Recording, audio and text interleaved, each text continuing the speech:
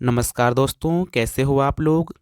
उम्मीद करता हूँ आप सभी लोग मस्त होंगे, स्वस्थ होंगे और बहुत ही अच्छी तरह से आप लोग अपने एग्ज़ाम की तैयारी में लगे होंगे। दोस्तों, आज की इस वीडियो में हम लोग क्लास 12th की केमिस्ट्री का जो पहला चैप्टर है बिलियन, इसका मोस्ट इम्पॉर्टेंट 60 ऑब्जेक्टिव क्वेश्चंस देखने वाले हैं। पहला क्वेश्चन है कि कौन ताप द्वारा प्रभावित नहीं होता है? तो दोस्तों, जो मोलरता होता है मोललता, ये ताप द्वारा प्रभावित नहीं होता है। तो ये आपका आंसर बी सही हो जाएगा। अब यहाँ पे दूसरा क्वेश्चन है कि मोललता प्रदर्शित होती है। या तो क्वेश्चन पूछेगा कि मोललता का एसआई मात्रक क्या होता है, या तो मोललता का एसआई यूनिट क्या होता है। तो दोस्तों, आप लोगों को पता है कि मोललता का एसआई यूनिट होता है मोल प्रति किलोग्राम।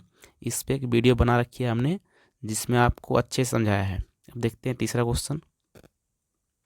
तीसरा क्वेश्चन है कि विलयन में संगुणित होने वाले विलय के लिए 1/2 गुणांक होता है, तो 1 से कम होता है, यानी कि ये आपका ऑप्शन बी सही हो जाएगा। यहाँ पे चौथा क्वेश्चन है कि 5 मोल सांद्रता के जलीय विलयन में KBr 80% विभाजित होता है, तो यह विलयन जमता है। यहाँ पे आपको KF का मान दे रखा है। तो दोस्तों, अगर आप इसको सॉल्व करेंगे तो सॉल्व करके आपका आंसर आएगा ये वाला, यानी कि ऑप्शन आपका सी हो जाएगा। क्वेश्चन पांचवा है कि 27 पर 1 मोल विलयन का परासरण दाब है, तो सही आंसर हो जाएगा 24.6। अगला क्वेश्चन है कि निम्नलिखित में कौन सा अणुसंख्या का गुणधर्म नहीं है, तो प्रकाशीय कार्यशीलता। आपका ऑप्शन सी सही हो जाएगा। दोस्तों, मैं यहाँ पे ऑप्शन नहीं पढ़ रहा हूँ, क्योंकि अगर ऑप्शन पढ़ूंगा पूरा तो ज़्यादा लेट हो जाएगा, नहीं वीडियो लंबी हो जाएगी। तो इसलिए मैं आपको सीधा सा आंसर ही बता रहा हूँ। अगला क्वेश्चन है कि 0.1 मोल ग्लूकोज विलयन के लिए 1/2 गुणांक 1 है। तो बोला है कि विनियोजन का मात्रा होगी, तो दोस्तों होगा 100%, यानी कि ऑप्शन आपका सी सही हो जाएगा। अगला क्वेश्चन है कि 25 डिग्री सेल्सियस पर किसमें 0.1 मोल विलयन का परासरण दाब उच्चतम होगा, तो इसका सही आंसर हो जाएगा कि CaCl2। ऑप्शन आपका पहला ही सही हो जाएगा। अगला क्वेश्चन है कि आइसोटोनिक विलयन में होता है। दोस्तों, आइसोटोनिक विलयन में परासरण दाब होता है, यानी कि आपका ऑप्शन ए सही हो जाएगा। क्वेश्चन नंबर 10 है कि यदि किसी विलयन में 200 मिलीलीटर में 2 ग्राम NaOH मौजूद है, तो इसकी मोलरता बन जाएगी। मोलरता कैसे निकालते हैं, मोलरता क्या होता है, ये सारा हमने एक वीडियो में बता रखा है, तो उस वीडियो को आप लोग जरूर देखिएगा। आप प्लेलिस्ट चेक कर लीजिए। इसका ऑप्शन दोस्तों बी से हो जाएगा। अगला क्वेश्चन है कि गन्ना, जिसका आणविक भार दे रखा है 242 का 5% घोल पदार्थ के 1% घोल के साथ आइसोटोनिक है, तो बोला है कि x का आणविक भार है। तो दोस्तों, इसका सॉल्व करके आंसर आएगा 68.4। क्वेश्चन है कि यदि आणविक द्रव्यमान की गणना के लिए इस्तेमाल किए जाने वाला 1/2 कारक किसी Na2SO1 के पृथक्करण की डिग्री ए है, तो दोस्तों इसका ऑप्शन आपका बी सही हो जाएगा। अगला क्वेश्चन है कि मोलल क्वथनांक के बी निर्भर करता है, यानी कि मोलल क्वथनांक जो है किस पर निर्भर करता है। दोस्तों, ये करता है विलायक की प्रकृति पर, यानी कि यह आपका ऑप्शन सी सही हो जाएगा। अगला क्वेश्चन है कि वह निकाय जो अधिकतम क्वथनांकी एजीवोटब बनाता है, तो यह एसीटोन क्लोरोफॉर्म, यानी कि आपका ऑप्शन ए सही हो जाएगा। क्वेश्चन 15 है कि पादप कोशिका तब सिकुड़ जाती है जब उसे इसमें रखा जाता है, यानी कि दोस्तों जब हाइपरटोनिक्स विलयन में रखा जाता है तो वह सिकुड़ जाता है। तो इसका ऑप्शन बी सही हो जाएगा। अगला क्वेश्चन है कि जल के हिमांक को 10 डिग्री सेल्सियस के नीचे लाने के लिए इसकी 600 ग्राम मात्रा में ग्लिसरॉल का कितना भाग मिलाया जाना चाहिए, ये पूछा है। तो यहाँ पे आपको KF मान दे रखा है, तो दोस्तों इसका जो आंसर होगा हल करके ये हो जाएगा 297 ग्राम। अगला क्वेश्चन है कि किसी विलयन के परासरण दाब को निम्न में से किसके द्वारा बढ़ाया जा सकता है। तो दोस्तों यह है कि अणुओं की संख्या को बढ़ाकर, यानी कि विलय की अणुओं की संख्या को बढ़ा करके परासरण दाब को बढ़ाया जा सकता है। क्वेश्चन 18 है कि जल के विलवणीकरण के लिए व्युत्तम परासरण संपन्न करने के लिए अर्धपारगम्य झिल्ली को बनाने में प्रयुक्त पदार्थ होता है। तो दोस्तों इसका सही आंसर हो जाएगा ऑप्शन सी, यानी कि सेल्यूलोम एसीटेट। यहाँ पे क्वेश्चन नंबर 19 है कि 1 लीटर पानी में 2 ग्राम शक्कर को घोलकर शक्कर का विलयन बनाया गया। जल के क्वथनांक व हिमांक पर शक्कर के मिलाने का क्या प्रभाव होता है। तो दोस्तों ये आप लोग अच्छे से पढ़िए और इसका आंसर हम चाहते हैं कि आप लोग दीजिए। यानी कि अगर आप आंसर लिखेंगे कुछ इस प्रकार से लिखिएगा कमेंट में, जैसे 19 का अगर आपको ये सही लगता है तो आप लिखिएगा 19A, 19B, 19C, 19D, इस प्रकार से आप लोग आंसर लिखिएगा। अब देखते हैं क्वेश्चन नंबर 20। अगला क्वेश्चन है कि निम्न में से किसमें K4FeCN6 के समान वांट हाफ कारक का मान होगा। तो दोस्तों ये होगा Al2SO4 के होल थ्राइस, यानी कि ऑप्शन आपका पहला ही सही हो जाएगा। अगला क्वेश्चन है कि निम्न में से किसका एक वायुमंडल एटमॉस्फेयर, यानी कि वायुमंडल को कहते हैं, पर उच्चतम हिमांक होगा। तो दोस्तों ये हो जाएगा कि 0.1 मोल शक्कर के विलयन। अगला क्वेश्चन है कि यदि Na2SO4 के वियोजन की मात्रा तो आणविक द्रव्यमान की गणना करने के लिए प्रयुक्त वांट हाफ कारक होता है। तो सही आंसर हो जाएगा 1+2a। क्वेश्चन 23 है कि 5 मोल के Cl के विलयन का हिमांक क्या होगा। जल का मोललता स्थिरांक दोस्तों दे रखा है। अगर आप इसको हल करेंगे तो हल करने के बाद आ जाएगा आपका -1.86 डिग्री सेल्सियस। अगला क्वेश्चन है कि निम्न में से किसका सर्वाधिक हिमांक है। दोस्तों इसमें से बताइए सर्वाधिक हिमांक किसका होगा। तो अगर आप देखेंगे तो इसमें ऑप्शन आपका डी हो जाएगा, यानी कि C6H12O6 विलयन का। अगला क्वेश्चन है कि 2 लीटर जल में CaCl2 की कितनी मात्रा घोला जाए कि इसका परासरण दाब 27 डिग्री सेल्सियस पर 5 atm हो। तो इसका सही आंसर हो जाएगा 1.8208। यहाँ पे क्वेश्चन नंबर 27 है कि निम्न में से किस विलय के लिए वांट हाफ कारक 1 से अधिक होगा। तो इसका ऑप्शन हो जाएगा आपका Na2CONS2। क्वेश्चन नंबर 29 है कि निम्न में से कौन सी इकाई किसी विलयन की सांद्रता का उसके वायु दाब के साथ संबंध स्थापित करने में उपयोगी है। तो सही आंसर हो जाएगा दोस्तों मोल अंश। निम्न में से किस जलीय विलयन का सर्वाधिक क्वथनांक होना चाहिए। तो दोस्तों ये होना चाहिए आपका ऑप्शन बी, यानी कि 1 मोल Na2SO4 का।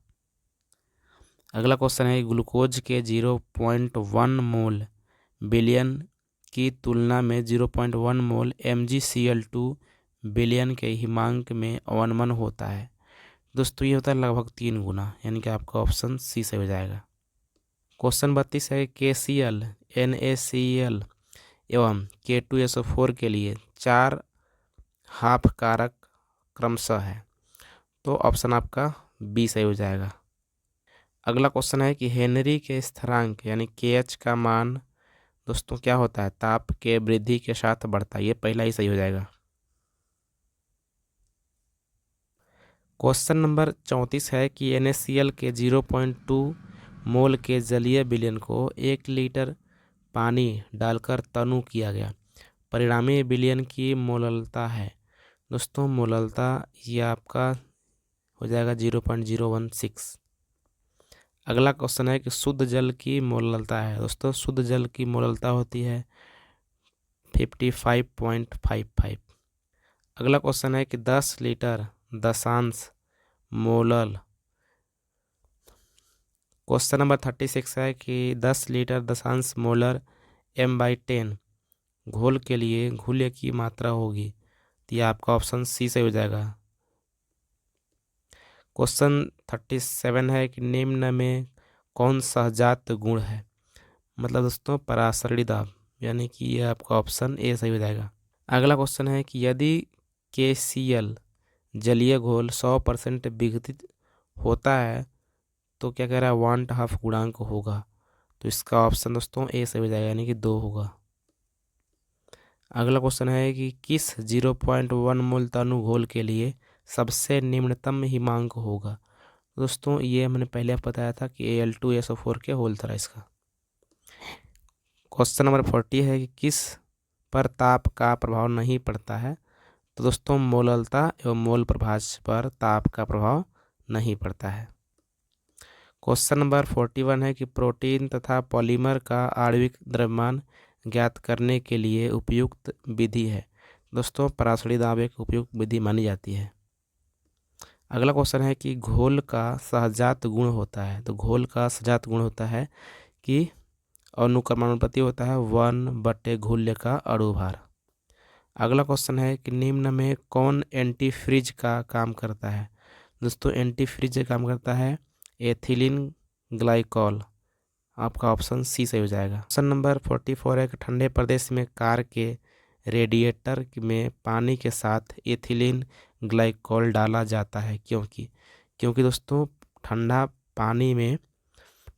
में पानी के हिमांक को घटाता है और गर्मी में क्वथनांक को बढ़ाता है, यानी कि आपका ऑप्शन पहला सही हो जाएगा। क्वेश्चन नंबर 45 है कि इनमें से कौन राउल्ट नियम के धनात्मक विचलन प्रदर्शित करता है। तो इसका ऑप्शन ए सही हो जाएगा, बेंजीन प्लस क्लोरोफॉर्म। क्वेश्चन 46 है कौन अणुसंख्यक गुणधर्म नहीं है। तो मोलल उन्नयन स्थिरांक। क्वेश्चन 47 है किसका क्वथनांक वायुमंडलीय दाब पर सबसे उच्च होगा। दोस्तों 0.1 मोल C6H12O6 का होगा। नंबर 48 है कि H3PO3 है एक। दोस्तों यह एक त्रिभाषमिक है, यानी कि ऑप्शन आपका सी से हो जाएगा। क्वेश्चन 49 है कि 5 ग्राम ग्लूकोज 20 ग्राम जल में घोला गया तो विलयन की भार प्रतिशत है। दोस्तों भार प्रतिशत कैसे निकालते हैं इसका ही वीडियो मैंने एक बना रखी है, तो उसको आप लोग देख लीजिएगा, अच्छे से पता लग जाएगा। अभी इसका आंसर बताते हैं कि इसका आंसर हो जाएगा दोस्तों 20%।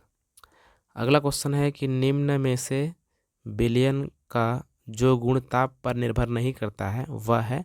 दोस्तों हमने पहले बता दिया जो मोललता होता है और मोल प्रभाज होता है ये ताप पर निर्भर नहीं करता है।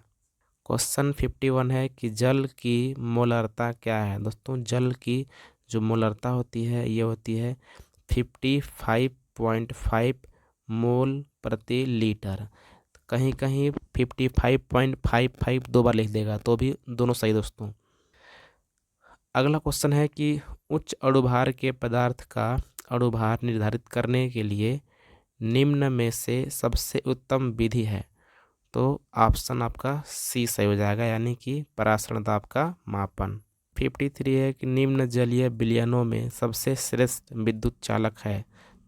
तो 0.1 मोल KCl।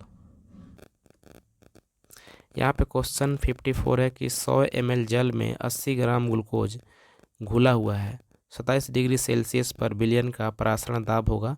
यहाँ दोस्तों R का मान दे रखा है, तो बताइए इसको सॉल्व करेंगे तो आपका आंसर आएगा 2.46 atm। क्वेश्चन 55 है कि सोडियम क्लोराइड के 20 मोल जलीय विलयन के लिए क्वथनांक का मान निम्न हो सकता है। दोस्तों इसका सही आंसर हो जाएगा 100.2 डिग्री सेल्सियस।